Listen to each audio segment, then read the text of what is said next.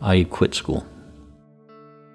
I got first patent at I don't know, 19, 20 years old.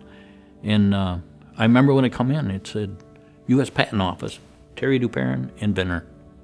And it put me right back in the third grade. I started to see it wasn't to do with what I'm not. So it's never stopped me what I'm not. I could fill this room with volumes of what I'm not. I got my high school degree when I was in my 40s, late 40s.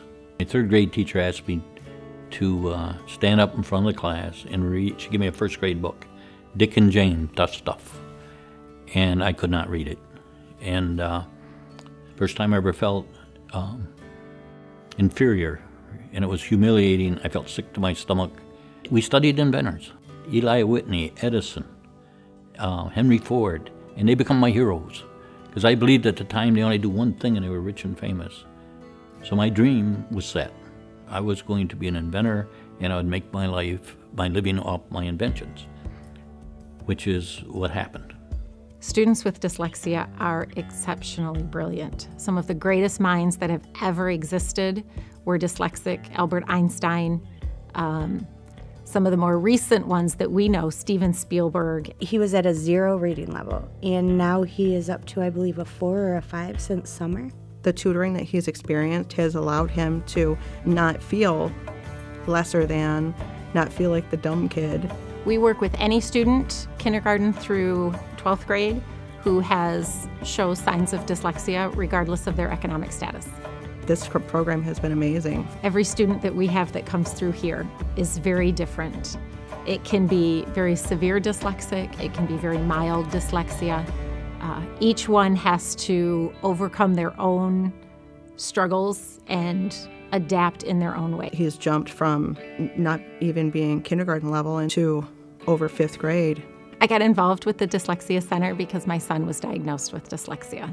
It affected our entire family with him having dyslexia. We fought continuously in 1st and 2nd grade to just get him out of bed in the morning and get him to go to school. If we hadn't come here, he would continue to be depressed and feel less than, struggle in school, acting out, because he wasn't able to focus and really get anything out of the instruction.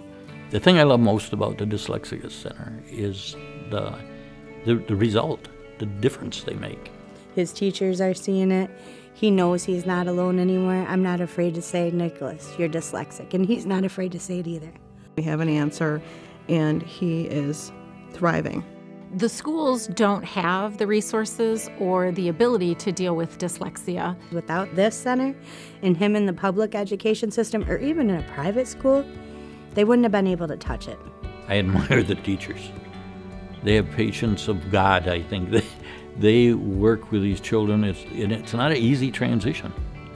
And it takes hours and hours and hours for them to get this confidence. It's not just teaching them how to read, it's way, way more than that. Nicholas does know now that he is not alone, and with the Dyslexia Center, they've helped him see that. He is on the road to success, and he's got no place to go but up. And so I really admire the difference the Dyslexic Foundation is making in those children's lives. It's not small. They are completely transformed. It's been nothing but fabulous for us and our family. I have trouble being at the graduation. When I see the results, I can't stop crying. The wounds go so deep it touches your soul.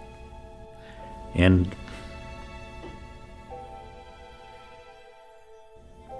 that you're never free of. This program is hands down one of the very best.